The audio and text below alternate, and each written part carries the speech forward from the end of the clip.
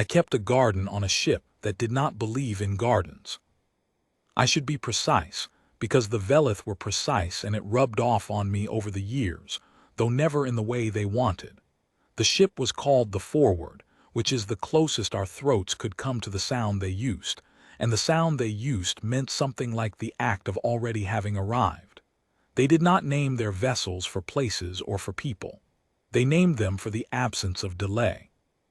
To the Velith, a thing that took time to happen was a thing that had not yet been paid for, and they were a people who paid for everything in advance.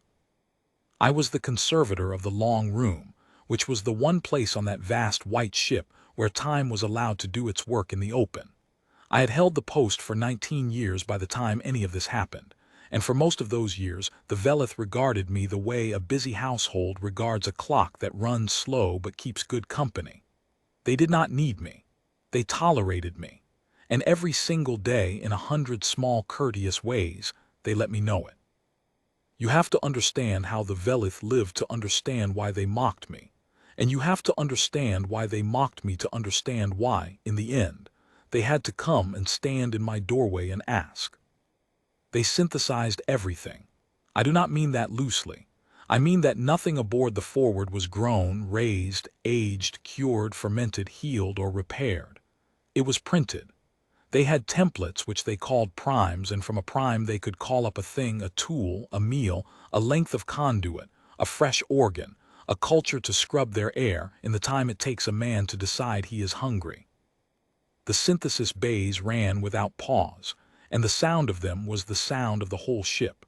A low, even hum that never rose and never fell, the hum of a thing that had decided it would never have to wait for anything again. Their word for status was a word that also meant low latency. A Velith of high standing was one whose every want was answered the instant it was formed. A Velith of low standing was one who had to wait for a bay, for a ration of synthesis mass, for a decision from above. To carry waiting was to carry shame. They had a gesture for it, a small fold of the long fingers against the throat, and it meant you have latency on you, and it was the worst thing one of them could say to another without saying it aloud. So you can imagine what they made of me. I grew things, on purpose. I took a seed the size of a grain of grit and I put it in real soil that I had built over years out of waste and patience, and I watered it and I waited, and 300 days later there was a stalk, and I waited more and there was grain, and I saved some of that grain and ate the rest, and I began again. I cultured living strains in shallow trays and I let them take their own time to settle. I aged things, pressed oils, a hard cheese I made from a culture I'd brought aboard, a dark vinegar that had been turning in the same crock since before I had a single gray hair. I kept a wall of living stock, hundreds of strains of microbe and spore and seed, each one a little different from its neighbor, none of them identical to anything, all of them slow. To the Velith this was not a skill, it was a confession of poverty. It was a man choosing, out of some backward stubbornness, to live at the bottom of their whole moral order. I had latency on me the way other men have a tattoo. I wore it openly. I had 19 years of it stacked up in trays and crocks and seed drawers, and I tended it with my hands like a fool, and they could not for the life of them understand why. The one who minded me most was a yield prime named Anat. A yield prime was a high officer of synthesis, the Velith who oversaw the bays, who decided what the ship made and how fast, whose entire standing rested on throughput. Anat was very good at the job, which meant Anat was very fast, which meant Anat was, by every measure the Velith respected, a person of consequence. Anat was tall even for a Velith, pale as bone, with the long jointed fingers they all had, and a way of holding very still that I came to understand was their version of impatience. The stillness of someone who has already finished a conversation in their head and is waiting, with visible cost to their dignity, for the slow other party to catch up. Anat came to the long room maybe once a season, on inspection, and the visits followed a shape so reliable I could have set my old mechanical watch by them, if the Velith had allowed me to keep it wound, which they found obscurely upsetting. Annette would enter and stop just inside the door, where the air changed. The long room smelled of soil and green, and the faint sourness of things turning, and to a Velith that smell was the smell of decay, of process incomplete, of a system that had not yet been resolved. Annette would hold very still in it, and the fold would come up against the throat just slightly, without thought, the way you or I might wrinkle a nose. "Conservator," Annette would say. They had learned my language to a fault, with that flat, perfect synthesis accent that came of learning a thing instantly from a template instead of slowly from a mouth. "Show me what you have failed to finish since I was last here." That was the joke, you understand. To them, nothing in my room was finished, because everything in my room was still becoming. A printed thing is finished the instant it exists. A grown thing is never finished until it dies. Annette thought this was the funniest and the saddest fact about me, and could not decide which. I would walk Annette down the rows. "Here is the grain," I would say, 4 months along, perhaps another 4 to go. "Here is the oil, pressed in the spring, drinking the dark now. Here is the vinegar, which is older than my time aboard and will outlive it. Here is the living wall, 600 strains, each one different, each one settling." Annette would look at the vinegar crock the longest. Something about a thing that had been deliberately allowed to take decades struck at the root of every value Annette held. "You could have this in a breath," Annette said once, gesturing at the crock with one long finger, not quite touching it, the way you would point at something unsanitary. "We have the prime for it. The molecule is known. I could call you a vat of it, indistinguishable, before you finish telling me why you have not." "It wouldn't be the same," I said. "It would be identical." Annette's stillness sharpened.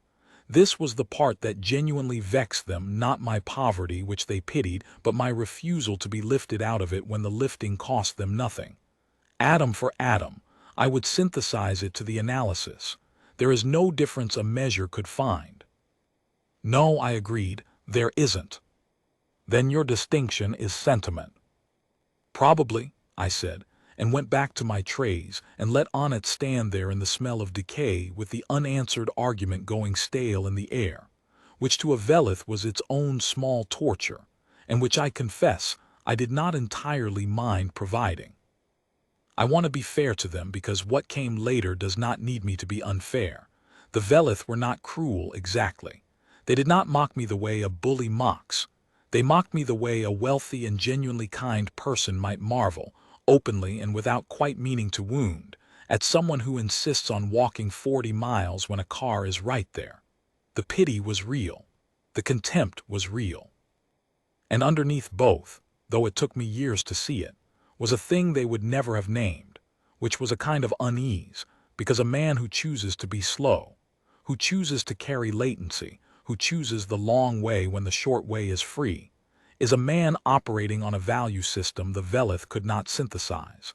And the one thing a people of instant answers cannot abide is a question they cannot resolve at once. So they laughed at the garden, and I tended it, and the hum of the synthesis bays went on under everything, even and confident, the sound of a ship that had paid in advance for a future in which nothing would ever have to grow. The trouble, when it came the way trouble always comes to people who have forgotten how to wait. It came faster than they could think, and it came all at once, and it came through the very thing they were proudest of. It started small, and it started in my domain, which is the only reason I caught it before they did. The forward breathed on synthesized cultures. I should explain. A ship that size, with that many crew, could not have carried enough raw plant matter to scrub its air, so the Velith did what the Velith did with everything. They printed it. They had a prime, a master template of an engineered microbe, a beautiful thing really, that ate the foul air and made it sweet, and they synthesized that microbe by the ton, fresh, into great scrubber beds throughout the ship. And when a bed grew tired, they did not nurse it back. They flushed it and printed a new one off the same prime in an afternoon. Every scrubber microbe on the forward, in every bed, in every quarter, was an exact instant copy of one template. Identical, flawless, fresh. I kept a few strains of the old slow scrubbers in my living wall. not the Velith Prime, my own. Earth strains and a few I'd crossbred over the years, dozens of them, none identical, each one a little better or worse than its neighbors at this or that, all of them grown the slow way, all of them weathered. I kept them because I kept everything, and because a conservator's whole job is to hold the diversity that a system in a hurry throws away. Nobody asked me to. The Velith considered my scrubber strains a redundant museum of inferior stock. By their measures, they were right. My strains were slower. They were less efficient. Any one of them, set against the Velith Prime, lost. But there were a lot of them, and they were all different, and they had all lived long enough to settle into themselves. One morning by the ship's clock. There is no morning in deep space, only the schedule the hum keeps. I was running my weekly readings on the living wall, by hand with old instruments, the way I always did. And one of my trays was wrong. It was a small wrongness. A strain that should have been holding steady had stuttered. The growth curve had a little hitch in it, a place where the line went flat for a day and then picked up, changed, slightly off from what it had been. Nothing dramatic. The kind of thing my instruments could see only because they were slow and I had been reading them by hand for 19 years and knew what the line was supposed to look like, the way you know a friend's walk from across a square. I should not have been able to tell you what it was. I am a gardener, not a physician of microbes. But I had seen something like it once before, decades earlier in a different life, in a culture that had picked up a quiet structural fault, a thing in the folding of it, deep down, that copied itself forward each time the strain divided, so that the daughters carried the parents' small mistake and added their own. It did not kill the strain. It changed it, a little, generation by generation, drifting it away from what it had been. And the drift was invisible until one day the thing you were growing was no longer the thing you had planted. In my one slow tray, with my one slow strain, it was a curiosity. I flagged it, set the tray aside, and made a note to watch it. Then, because something about it sat wrong in my gut, the way weather sits wrong in an old man's knee, I did a thing I almost never did. I asked the ship. I had a reading stand in the long room that could query the forward's own monitors, the instant diagnostics that watched every synthesis bed on the ship, the fast, clever sensors that resolved 1,000 readings a second and reported all clear in a flat, untroubled stream. I asked it to show me the scrubber beds, not my trays, theirs, the great printed beds breathing for 10,000 Velith. The instant diagnostics said all clear. Of course they did. They always did. They were fast and they were certain, and they measured the beds against the prime, against what the microbe was supposed to be, and found a perfect match. Identical to template, flawless, fresh. But I had spent 19 years not trusting a single reading, because a single reading is a photograph and growth is a film. And so I asked the stand for something the Velith almost never bothered to keep, a record over time. Not what the beds were now. What they had been, day over day, week over week, going back. It took the stand a while. The Velith did not store much history. Why would they? History is latency. But there was some, buried, kept for compliance and never read, and the stand dug it out, and I laid the weeks of it side by side, and I sat down on my stool in the smell of soil and looked at it for a long time. There was a hitch in the line. Same hitch. Same little flat place and pickup. Faint, far fainter than in my tray, because the Velith flushed and reprinted their beds so often that the drift never had time to show. They were wiping the slate clean before the chalk could build up. But it was there, in the spaces between the flushes. The fast diagnostics couldn't see it because the fast diagnostics only ever asked, "Are you the prime?" And the answer was always yes, because every flush printed a fresh, perfect copy of the prime. They were measuring the present against the template, and the present always matched, because they kept replacing the present. What they never asked was whether the prime itself had begun, very slowly, very quietly, to drift. I am going to slow down here, because this is the hinge of the whole thing, and the Velith would skip it, and skipping it is exactly how they got into trouble. A printed thing is a copy of a template. If the template is perfect, every copy is perfect. The Velith trusted their primes the way a man trusts the ground. A prime did not age. A prime did not grow. A prime was a fixed and finished thing held in store, and they checked their fresh prints against it constantly, and the prints always matched, and so they slept easy. But a prime is information, and information is held in something, and the something the Velith held theirs in was, itself, synthesized and refreshed and copied forward fast, endlessly, because that was how they did everything. And somewhere far upstream in the deep machinery where the master templates lived and were themselves recopied to keep them fresh, a fault had crept in. A tiny one.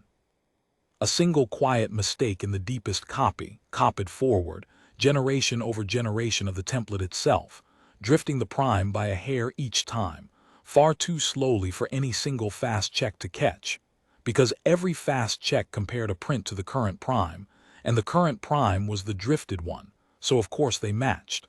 They were drifting together. The ruler and the thing it measured were bending in the same wind. The Velith had built a system that could not see its own drift, because it had thrown away the one thing that lets you see drift, which is an old copy that stayed still long enough to disagree with the new one. I had old copies. That was my whole job. That was the entire backward, late unridden, pitiable point of me. I had strains in trays that had not been reprinted, that had been allowed to simply continue, the slow way, for years, and so they remembered what the world had been before the drift, and they could disagree. I knew, sitting on that stool, roughly what was coming. I did not know when. I knew it would be slow, right up until it was very fast. That is the shape of these things, and I knew that when it tipped, it would tip everywhere at once, because every printed bed on the ship was a copy of the same drifting prime, which meant they were not 10,000 beds. They were one bed, printed 10,000 times. They had no diversity at all. If the drift ever reached the point where the microbe stopped doing its job, stopped breathing the ship, it would not fail in one bed first and give warning and let the others carry the load while it was fixed. It would fail in all of them, on the same day, at synthesis speed. I did what a slow man does. I went and told them in person, and I let them not believe me, and I went back to my garden and got it ready.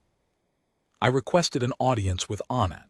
I had to file for it as a low-latency exception, which means I had to admit, on the record, that my matter could not wait, which means I had to publicly put latency on myself, which the clerk who logged it found so distasteful that the request nearly died there.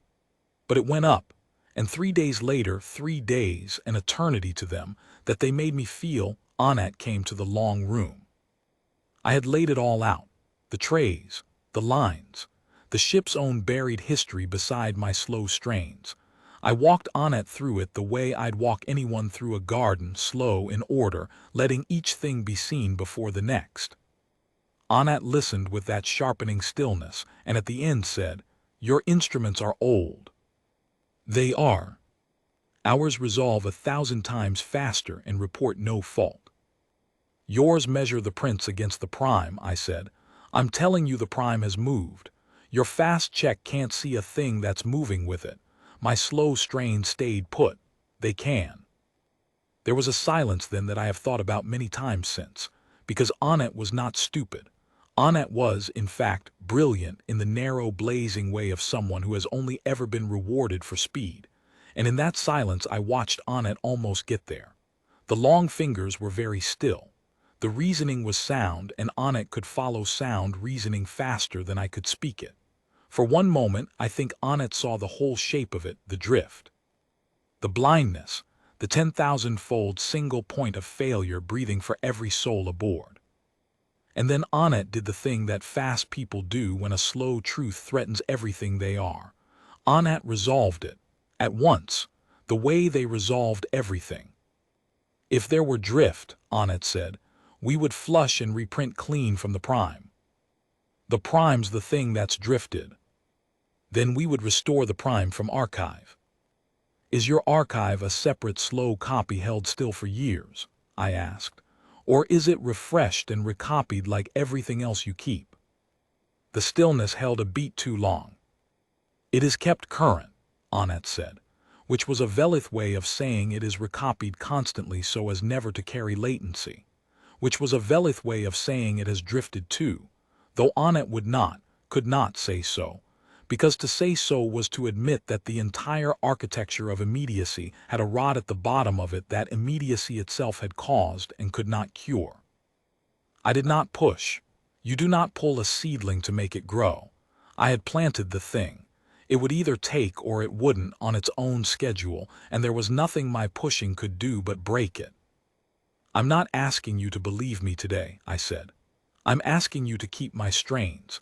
Don't flush my wall. Don't recycle the long room.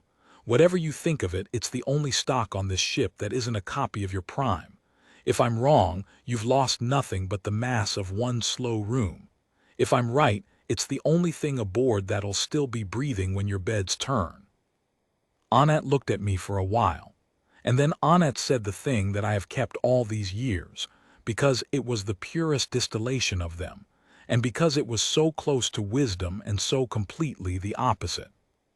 You ask me to hold something useless for a long time, Onnet said, against a future that has not paid for itself, on the chance that slowness is worth more than it appears. The fingers folded against the throat, you have latency on you, but gently this time, almost puzzled. That is the whole of your philosophy, conservator, and it is why your people are poor. It is, I said. Will you keep the strains? No, said Onnet. The audit is already filed. The long room is scheduled for recovery. Your mass is needed. And there it was. They had not even come to recycle my garden out of spite. They had come because an audit, somewhere, had finally tallied the slow, useless room against the ship's hunger for synthesis mass and found it wanting, and the wanting had a date on it, and the date was close. I want to tell you I argued. I did a little in the patient way I argue, which is to say I lost. The schedule stood. In 11 days the long room would be flushed to feedstock, and I would be reassigned to a synthesis bay to learn, at last, a useful trade. Onnet told me this not unkindly. Onnet believed it was a mercy, that they were lifting me, finally, out of my chosen poverty into the warm, fast world where nothing ever had to wait. Then Onnet went still in the doorway one last time in the smell of soil and said, "When the room is gone, you will see. There is nothing your slowness does that our speed cannot do better, the instant it is asked." I did not answer that. There was no answering it. It was the truest thing the Velith believed, and it was about to be the most expensive. I had 11 days. I used them. I did not waste a single one of them trying to change their minds, because I had learned long ago that you cannot talk a season into coming early. What I did instead was the only thing a slow man can do against a fast disaster, which is to get ready quietly and in advance, so that when the moment came I would not need speed, because I would have already spent the time. I went through my living wall, strain by strain, all 600 by hand, and I picked. I picked for diversity above everything, not the strains that were best, but the strains that were most different from one another, because I knew that whatever came, the thing that would save us was not excellence but variety, the simple fact of having many different answers instead of one perfect one copied 10,000 times. I took the broad eaters and the narrow eaters, the fast ones and the slow ones, the ones that thrived warm and the ones that thrived cold, the weak generalists and the brittle specialists, and I split each one and grew a backup, and I hid the backups. I hid them in my crocks, in my soil, in the old vinegar that was older than my time aboard, whose acid the Velith found so offensive, because acid is a thing time makes, and a thing time makes is a place where instant copies do not think to look. I tucked living stock into the slow, dark corners of my room where no synthesis bay would ever reach, places that existed only because I had spent 19 years making them, and I labeled none of it, and I told no one. And I waited, with everything ready, which is a different thing from waiting with nothing ready, and the Velith never learned the difference, and that difference is the whole of this story. The room was scheduled for flush on the 12th day. The beds turned on the 9th. I felt it before the alarms, the way you feel a storm in the pressure before the rain. the hum changed. I have told you the hum of that ship was even and unending, the sound of a thing that had paid in advance never to wait. On the ninth day the hum developed a roughness, very slight, a catch, and then another, and I stood up from my stool because in 19 years I had never once heard the hum falter, and the falter meant that somewhere the fast certain world was learning a slow word it did not know. The drift had reached its tipping point, not in one bed, in all of them. The microbe that breathed the ship, copied 10,000 times off a single quietly poisoned prime, crossed the same invisible line at the same invisible moment in every bed at once, and stopped breathing the ship altogether, the way 10,000 identical things do when they were never really 10,000 things at all. The alarms came then, and they were a sound I had never heard on the forward, because the forward had been built by a people who did not believe alarms would ever be necessary. The air began, very slowly, to go wrong. You could not feel it yet, but the readings could, and the readings were screaming, and the synthesis bays, oh, the synthesis bays. I want you to picture it because the Velith could not, until it was happening to them. They did the only thing they knew. They flushed the failing beds and printed fresh ones. At synthesis speed, 10,000 fresh beds, clean and perfect, off the prime in an afternoon, the fastest, surest, most confident response a people of instant answers could possibly mount. And every single fresh bed was a perfect copy of the drifted prime, and every single fresh bed crossed the line and died the instant it finished printing because it was born already past the edge. They printed clean stock and watched it die before it cooled. They printed again. It died again, faster. They were not solving the problem. They were feeding it. Every flush was 10,000 fresh identical failures, and the failures came at synthesis speed, which is to say faster than thought, which is to say there was no moment in which the fast world could get ahead of a thing that traveled exactly as fast as the fast world did. This is what they had never understood about speed, and what I slow had understood in my bones for 19 years. Speed is only an advantage when the thing you are racing is slower than you. When the thing you are racing is your own reflection, when the failure copies as fast as the fix, then speed is not your salvation. Speed is the engine of the catastrophe. They had built a ship that could fail 10,000 times before a slow man finished a sentence, and now it was doing exactly that over and over, and they could not make it stop by going faster, because going faster was the disease. There was diversity nowhere on that ship. One prime, 10,000 copies. No old still version to restore from because they had kept the archive current, which is to say drifted. No different strain to carry the load while the first was fixed, because difference was waste and they had recycled all their waste. They had optimized every redundancy out of the system in the name of throughput, and now the system had exactly one failure mode, and it was failing into it at the speed they were so proud of. Annette came to the long room on the 9th day with the hum rough and falling all around us, and Annette did not stop in the doorway this time. Annette came all the way in, into the smell of soil and turning and slow-living acid, the smell that to a Velith was the smell of decay, and which was, just then, the smell of the only thing on that ship that was still alive on purpose. The fold did not come up against the throat. That is the detail I remember most. After 19 years of that small reflexive contempt, the fingers did not move toward the throat. Annette stood in my poverty and did not perform the gesture for poverty, and I knew before a word was said that the whole order of values had inverted in the space of an afternoon, and that the inversion had cost more than I could fix. Conservator, Annette said. The synthesis accent was still flat and perfect, but underneath it, for the first time, was the thing the Velith feared most and never named. The beds will not hold. We flush and they die. We print and they die. Each cycle is faster. We cannot, the fingers paused, found no template for the sentence, continued without one. We cannot get ahead of it. No, I said, you can't. It goes as fast as you do. Your strains. Annette looked at the living wall, the half of it I had kept, the museum of inferior slow stock that had been scheduled to die in 3 days for the crime of being redundant. You said they were not copies of the prime. They aren't, not one of them.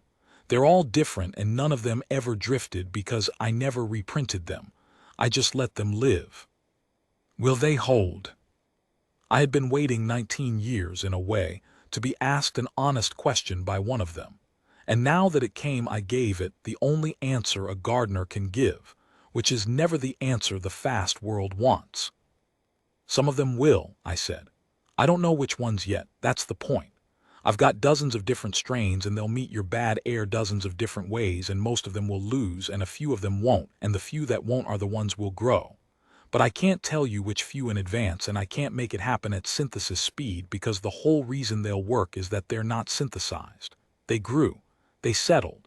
They've got the time in them, and you can't have the time in a breath. The time is the thing that makes them what they are. Annette was very still. I watched the sentence go in. I watched a being whose entire life and standing and dignity rested on never having to wait understand fully, for the first time, that the only road out of the catastrophe ran through the one country the Velith had spent their whole civilization paving over. How long, Annette said, and the way the words came out I will not pretend it did not move me. To ask how long and not be able to answer it themselves, to have to receive a duration from another, to take latency openly, in front of a junior, in front of a human, in the smell of decay, for a Velith that was very near to dying of shame. Annette asked anyway. That is the thing I have always given them credit for in the end. When it counted, Annette asked the slow question and waited for the slow answer. To find the strains that hold, days, I said. To grow enough of the ones that do to seed beds across the ship, weeks. To get the ship breathing on its own again properly with enough different strains in the beds that this can never happen to you all at once again, months. And there's no rushing any of it.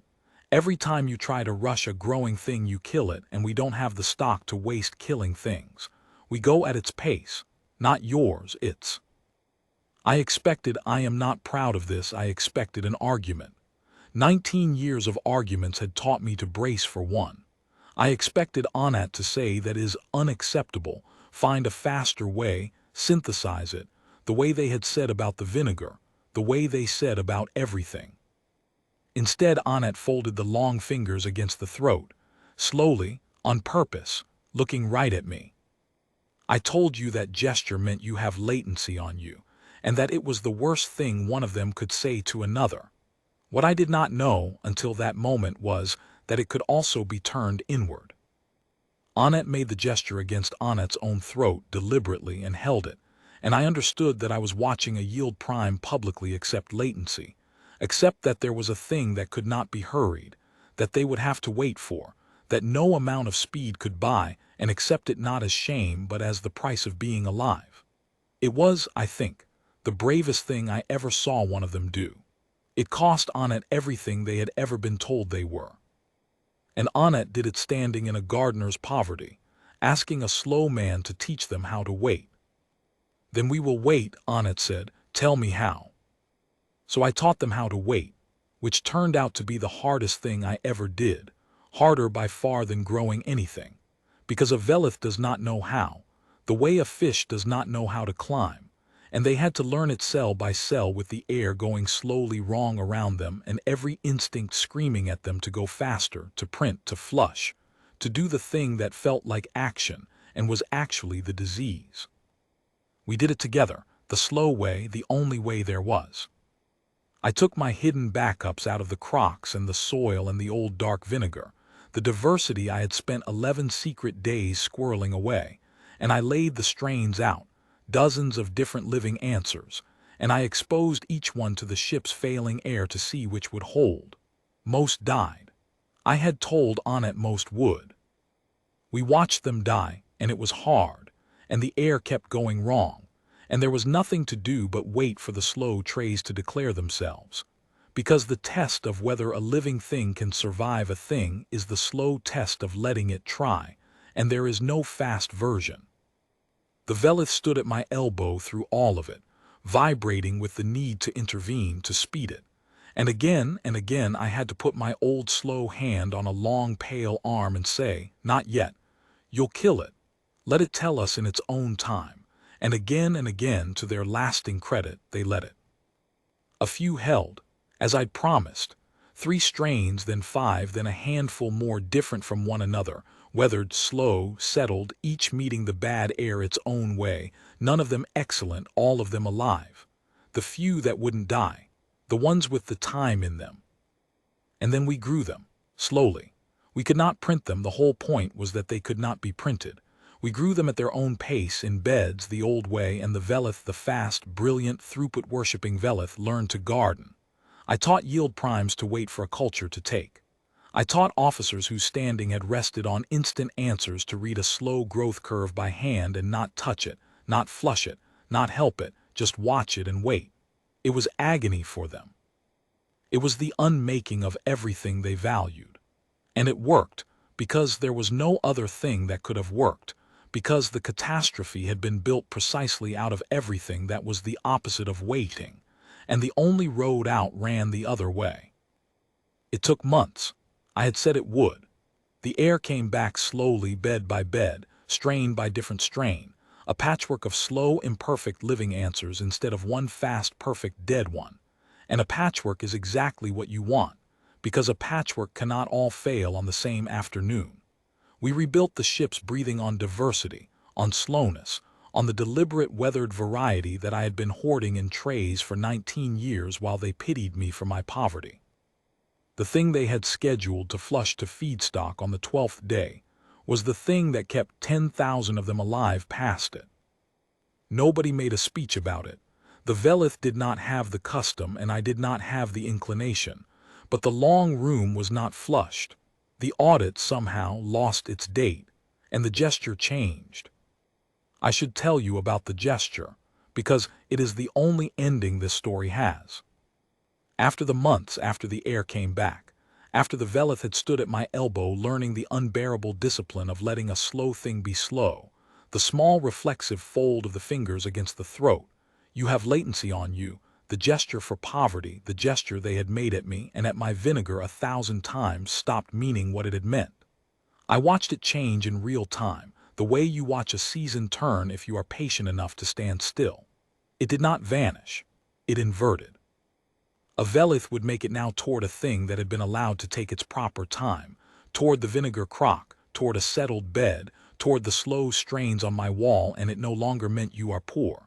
It meant something closer to you are rich in the one currency we cannot print. The same gesture, the opposite meaning. Time will do that if you let it, and they had finally, expensively, learned to let it.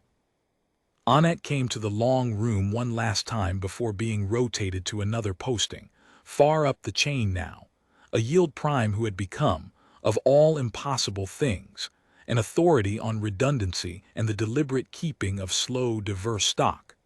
A discipline the Velith are said to practice across their whole fleet now, though I cannot confirm it.